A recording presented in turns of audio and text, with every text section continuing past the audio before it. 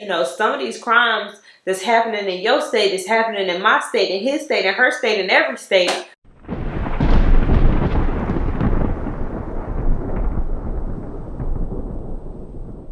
Hey y'all, welcome back to my channel. My name is Janae, if you didn't know, and today's video is another true crime episode. So if you're ready, let's go.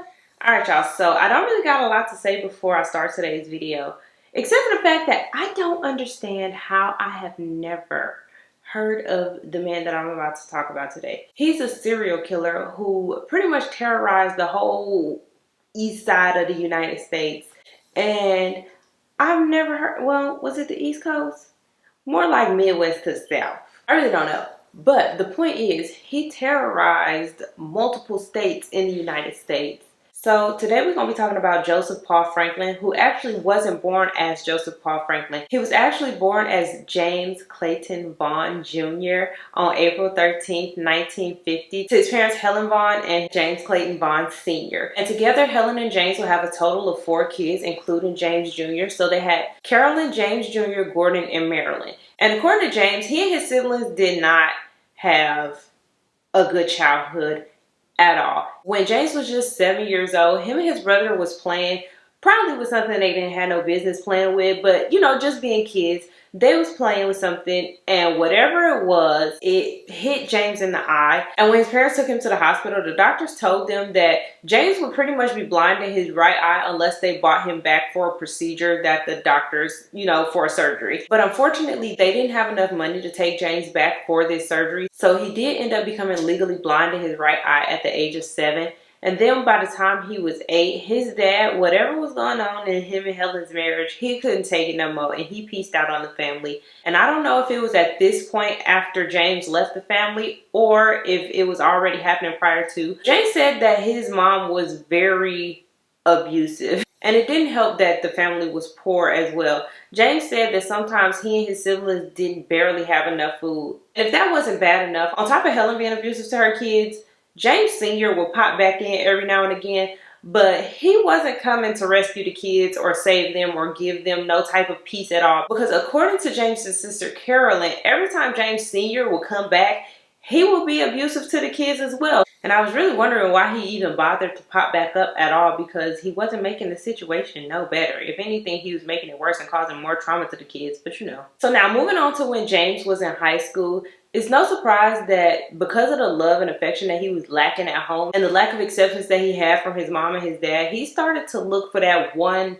group of people that he could fit in with. That one group of people who would accept him for him, not judge him. That one place where he could just belong. And I don't know if homeboy was trying to get in touch with his German roots because his mom was a full-blooded German or what. But it was in high school that James started reading up on Nazi culture, Nazism, all of that, right? And he dove head first. He dug deep. And by 1968, when James was just 18 years old, he joined the American Nazi Party. And like I said, he was 10 toes deep. And in 1970, he would attend his very first American Nazi Party meeting that was held in Virginia, and baby, it was on from there. Because it was then that James decided to change his name from James Clayton Vaughn Jr. to Joseph Paul Franklin. He had very specific intentions when he changed his name to Joseph Paul Franklin. He wanted to pay homage to a man named Paul Joseph Goebbels. I don't know how to say his last name. I'm sorry if I'm not sorry if I'm butchering it, because he's a bitch ass bitch. Because Paul Joseph Goebbels was pretty much Hitler's publicist, okay? He was Hitler's chief propagandist, which he basically promoted the Holocaust. He scared all the people of Germany to make them think that the Jews were the scary people, that they were bad. And y'all know how that go. You can control people the easiest when they're afraid. So he pretty much fear-mongered the people of Germany into thinking the Jewish were the bad guys and bigged up the Holocaust, and yeah. So that's the guy who Joseph decided to name himself after. And then Franklin, his last name, he got from Benjamin Franklin, which I'm not 100% sure why he wanted to name himself after Benjamin Franklin. I mean, potentially because Benjamin Franklin was a racist too. I mean, I don't know that for a fact, but I wouldn't doubt that he was, because I mean, he is one of the founding fathers of America, which was built on racism, you know. That's another story for another day. So yeah, that's where he got his name from. A Nazi propagandist and Ben Franklin. So from this point on, I'm not going to be referring to him as James no more. I'm going to be calling him by his new legal name, which is Joseph. So at some point, Joseph got his hands on a book called Mein Kampf that was written by Hitler. Now, I have never personally read this book myself. However, it is said to be very anti-Semitic, as you can imagine. And this is a book that Joseph was reading. And he said that when he read that book, he felt different. Like, he felt something that he had never felt before after reading that book. Every time he put the book down, something came over him that was just like, oh my gosh, I hate Jewish people. Joseph also liked to read stuff like the White Power newspaper, which promoted white supremacy and pretty much talked very, very badly about black people and highlighted black on white crimes. And so not only did he hate Jews, he also hated blacks as well. And so at some point in his warped little mind, he decided that he was going to try to kill as many Jewish and black people as possible. And in doing this, he was going to try to incite a race war, which was inspired by Charles Manson, you know, from the Manson murders. And thus, Joseph's crime spree begins. So it's 1977, July 29th, in Chattanooga, Tennessee. It was a Friday night, and at the Beth Shalom Synagogue, there was about 8 Jewish men who were getting ready to perform a specific type of prayer. I don't want to mess the name of the prayer up, so I'm not going to say it. But for this particular type of worship, they were actually 2 men short. So they needed 10 men, but only 8 were present. And so instead of continuing on and doing this prayer with just the 8 men, they decided that they were going to leave. And luckily, they were very orthodox and they decided not to continue on with the prayer, because shortly after they left, the synagogue blew up, shook the whole block, damaged buildings next to it. Like a bomb went off in this synagogue. And thankfully, nobody was injured, because there was nobody in the synagogue to be injured.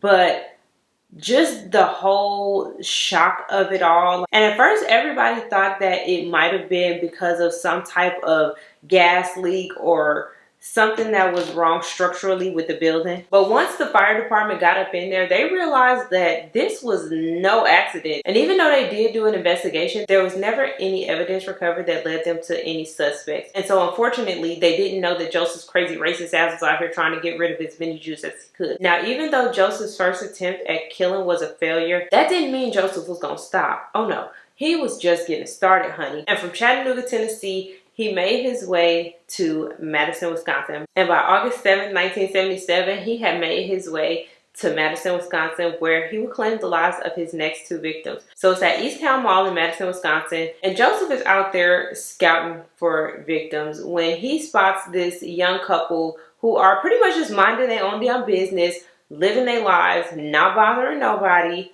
when he decides that he is going to murder them for no other reason other than the fact that they are an interracial couple. Because this was one of the things that got Joseph's blood absolutely boiling. He didn't fool with them at all. So like I said, he spots 23-year-old Alphonse Manning Jr. and 23-year-old Tony Schwinn, and he shoots them both and claims his first 2 victims. Now, once again, an investigation was launched, but there was no evidence that ever led to a suspect. And so Joseph had pretty much just gotten away with murder. And from Wisconsin, he would end up traveling to St. Louis, Missouri, where apparently he felt like he needed to redeem himself from the first synagogue. And he decided to, you know, wreak havoc on another synagogue, except for this time, he would not bomb it. He wanted to make sure that he claimed some victims this time. And so instead of bombing it, he ended up pretty much just sitting in the bushes with a rifle, waiting for people to come out of the synagogue. And this attack happened on October 8th, 1977 at the Beth Shalom Knesset Israel Synagogue. And so he's sitting there. Meanwhile, there is a bar mitzvah that's going on. They're celebrating, having a good time. This young man has just now turned 13 years old. It's a celebration. Everybody is happy. And it's literally just a good time until the bar mitzvah comes to an end and everybody is starting to make their way outside. And as soon as the people started exiting the synagogue, Joseph opened fire, killing 42-year-old Gerald Gordon and injured Stephen Goldman and William Ash. And while everybody is in pandemonium and frantic and just in a state of panic, Joseph hops on a bicycle, rides a couple of blocks down, ditches the bike, hops in a car, and just drives away unnoticed. Nobody was even paying attention to him because they were worried about the 3 people who had just been shot. Like, how do he keep getting away like this? It's so mind-boggling to me. But then again, at the same time, this is in the late 70s and it's across state lines, and so I'm pretty sure they was doing all the investigation that they could do, but it just wasn't leading back to nobody. And then to top it off, he wasn't staying stationary nowhere, wasn't really too much making friends in all of these places, and so it kind of makes sense as to how he could keep escaping, but it's really aggravating and frustrating. So apparently when Joseph wasn't being a little terrorist, he liked to spend some of his time reading up on the nudie magazines like Playboy and Hustler and stuff like that. So one particular time, Joseph is, flipping through this Hustler magazine, and he comes across an image that enrages him. And I'm pretty sure y'all can already imagine what that image is. But if y'all don't know, I'm going to tell y'all. He came across an image of 2 models posing scantily clad, probably nude, and they were interracial. And y'all know how Joseph feel about the interracials. He cannot stand it. Their bodies was probably all oily, skins just a touching and stuff. And Joseph was furious. And it was at this time where he decided that he had to take some type of action because this just was unacceptable. So he decided that he was going to take vengeance on the publisher of Hustler magazine, Larry Flynt, for putting out this type of content. Now, by this time, being the little drifter that he was, Joseph had done made his way down to Georgia from Missouri. And he had been keeping tabs on Larry ever since he had seen this interracial magazine spread. And just his luck, Larry was set to be in Georgia, not too far from where Joseph was staying. And so Joseph left from where he was, which was I think Doraville or Douglasville, and went to Lawrenceville, where it said that Larry would be. And so March 6, 1978 rolls around, and Larry is at the courthouse with his lawyer doing some legal stuff. And Joseph was outside the courthouse waiting and watching with his .44 caliber semi-automatic rifle, chilling, lying in wait. So while he was waiting outside of the courthouse, he decided that he was going to get a little bit of target practice in. So he see a couple people coming out of the courthouse, and he raises his gun, and lo and behold, the person coming out of the courthouse is Larry and his lawyer Gene Reeves. So this is his opportunity. He don't have time for target practice. He gotta get it, one and done, right?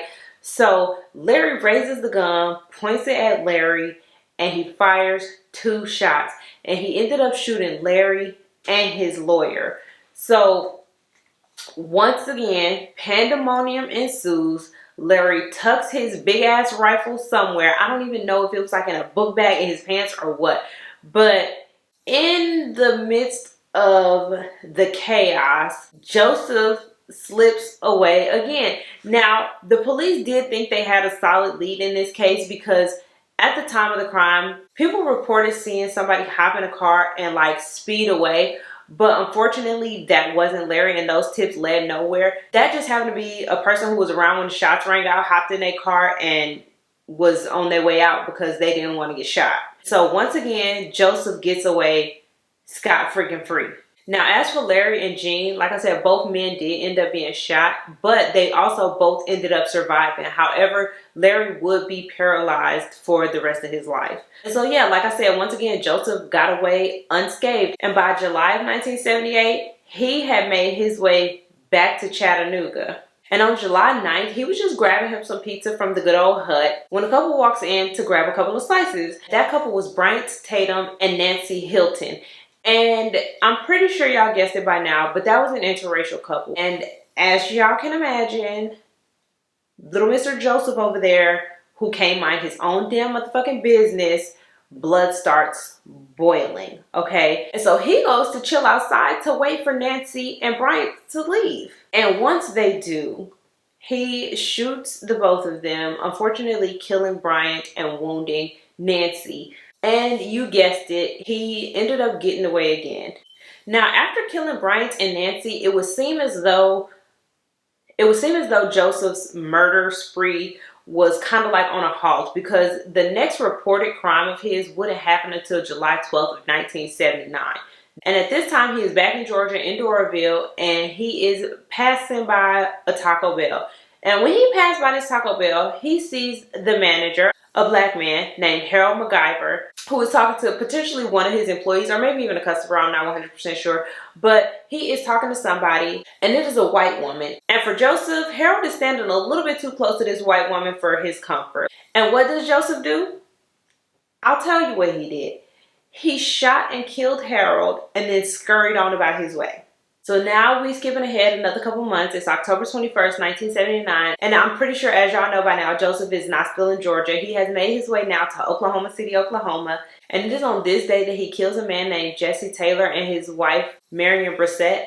And I'm pretty sure I don't need to tell y'all at this point that this is an interracial couple. So at this point, Joseph has made it through, what, 2.5 years of murdering and killing and bombing and pepper spraying black folks. I mean, I didn't tell y'all that, but he definitely pepper sprayed black people just for the fun of it.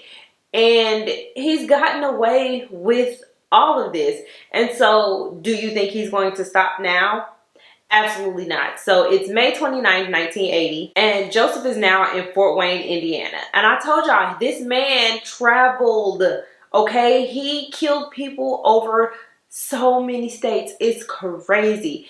Anyway, so he's in Fort Wayne, Indiana now at this point, and it's here that he shoots civil rights activist Vernon Jordan. And he suffered serious injuries, but thankfully he did survive. And it would later on be found out through one of Joseph's confessions that he only shot him because he saw him with a white woman. So June 8th, 1980 rolls around, and Joseph is now in Cincinnati, Ohio. And it is here where he posts up on a bridge, kind of like out of sight, not really visible to passerbys. And he's just laying there watching this bridge, waiting on the interracial couple to cross so that he can kill them because they're together. But he sees two young boys before he sees his target victims. And they are 13 and 14-year-old cousins, Daryl Lane and Dante Evans Brown. And they were literally killed for no other reason other than the fact that they were just two black boys. Now, later on in an interview, Joseph would say that he killed them because when he saw them, first of all, he didn't realize their ages. Not that I don't even think it would have mattered to him at that point anyway, just they was black and that was all he saw.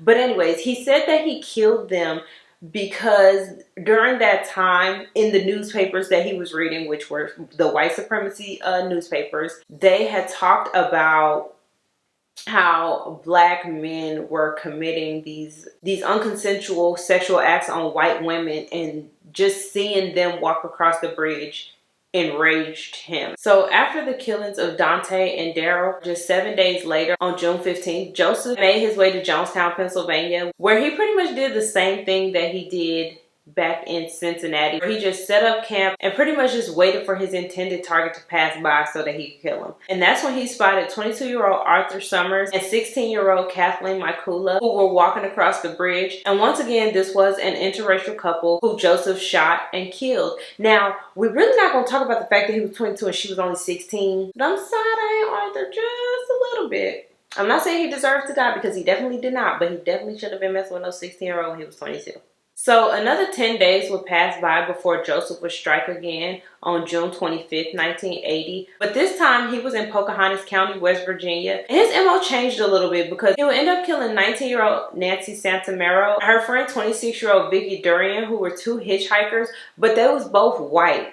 And so that didn't seem to fit his MO, but then it was found out later on that he killed them because he overheard them talking and he heard one of them say that they had a black boyfriend. And so I guess because they were in association with black people, they were guilty by association. Like I said, that wouldn't be known until he confessed all the way in 1997. And sadly, a young man named Jacob Beer was convicted of these killings in 1993. And he wouldn't get out of jail until 1999 after Joseph's confession. And y'all, we are finally almost done with Joseph's crime spree. But unfortunately, 2 more people would die before he would be apprehended. So on August 20th, 1980, Joseph made his way way to Salt Lake City, Utah, where he would kill 2 black men named Ted Fields and David Martin. And finally, after he committed these murders, it would be a month later in September of 1980, but Joseph was making his way to Kentucky when he was pulled over by the cops. And at this point, I don't think they knew that he had killed multiple people over multiple states, but based off of the multitude of guns that he had in his car, the police apprehended him and they wanted to take him in for questioning because they felt like they had reason to believe that he could potentially be this sniper killer that was like terrorizing the United States, because they were investigating all of these crimes. And eventually the police started talking to each other between states and realized that, you know, some of these crimes that's happening in your state is happening in my state, in his state, in her state, in every state, and we need to find this person. So when they put him over in Kentucky, the police decided to take him in for questioning based off of because of all the guns that he had in his car. And it's like, finally, he has been caught. But don't hold your breath, because when Joseph was in the interrogation room, the officer had offered him, you know, some water, something to drink. And Joseph said, yeah, sure, I'll take something to drink. And so the officer had to leave the room in order to get this drink for Joseph. And while the officer was out of the room, Joseph hightailed it out of there. This man fled the interrogation. So the police ended up putting out an APB for him, and they gave his description, and they made it known that he was a traveler. He wasn't probably going to be staying in one state. And they made a special note for blood banks in particular to be on the lookout for him. Because as y'all have heard, Joseph is a drifter. Joseph be going here, there, and everywhere. And I know y'all didn't think that he was holding down a job this whole time. I just know y'all didn't, because ain't no way. Right? This was the day, this was before the internet, this was before you could make a living offline. Like, no. Throughout his travels, Joseph was not only committing murders, okay? Joseph was actually out here robbing banks for money and selling his blood at the blood banks. This man was out here robbing banks and killing people, and they could not catch him. So anyways, it's October 1980 now. It's about 1 month after he fled the interrogation. And he has now made his way to Florida. But he needed a little bit more money. And he feel like, you know what? Robbing a bank probably wouldn't be the best idea right now. So I'm going to go to the blood bank. So this one particular worker had been watching the news, and she noticed that this man who was in her chair had the tattoos, and he matched the description of the person on the APB. So she contacted authorities, and they pull up. And on October 28th, 1980, Joseph Paul Franklin was finally arrested. Now, once he was arrested, he was only charged with the murders of Ted and David back in Utah. And for these murders, he was given a life sentence. And while serving his life sentence, he was also tried for the shooting of Vernon Jordan that he did back in 1980. But he was acquitted of that crime in 1982, so he would never serve no time for that. And so it's at this time, while he's serving that life sentence for the murders in Utah, that he also confesses to a multitude of crimes. And that includes like half of the crimes that I just told y'all about. Because prior to his confession of most of those, nobody knew who had done these until he said it was him. And so he ended up being convicted for the crimes that he confessed to in the states of Wisconsin, Missouri, Ohio, and Tennessee. So in 1997, he would go on trial for the murder of Gerald Gordon back at the synagogue in 1977. And while the court was on a break, Joseph decided that he just didn't want to be there no more, and he peaced out. This man escaped right in the middle of a trial. Now, he would be found 2 hours later in the air ducts at the courthouse. But like, my mans, how was you trying to escape in the middle of a trial?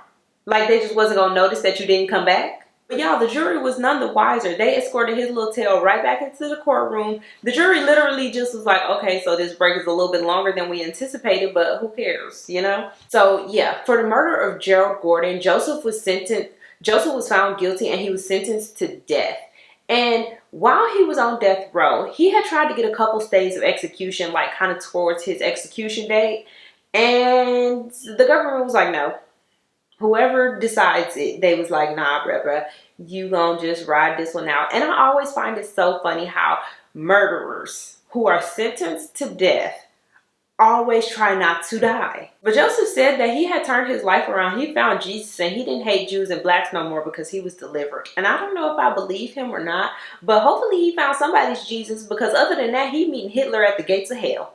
Okay? I don't know. I don't know. But like I said, the government denied his days of execution, and on November 30th, 2013, he was executed by lethal injection at 6:07 a.m. and at 6:17 a.m. he was pronounced dead. Yeah, y'all, like I said, that was very crazy. I don't understand, like I said, how I have never heard of him before. Like, all of the crimes that he committed, all of the people that he killed, the way he kept getting away with it, like, I don't understand how I've never heard of him. Like, let me know in the comments if y'all have ever heard of Joseph Paul Franklin, and if I was just left in the dark. I don't know, y'all. But yeah, y'all, that is all I have for this video. Thank you so very much for watching. Don't forget to like, comment, and subscribe, and I will see you all in the next one. He was actually born as Joseph Clayton Paul. No, he was actually born as Joseph Clayton. Nope. He was actually born as Joseph Clayton. Is it Joseph? His name ain't even Joseph. His birth name ain't even Joseph. Carolyn James Jr. Gordon and so he did end up becoming and it didn't help that they were also poor. Not saying that if they was rich it would have been better, but they would have been crying in a mansion, you know. But he would attend his very first NAP meeting. It's not NAP. What the fuck is AMP? He wanted to pay homage to Joseph, no, and 22 and 16-year-old cat, and 20 and 6. How old is she? But yeah, that is all I have for today's case. Don't forget to like, comment, and subscribe. Thank you all. No, wait, what? Who, this is gonna be a bitch to edit.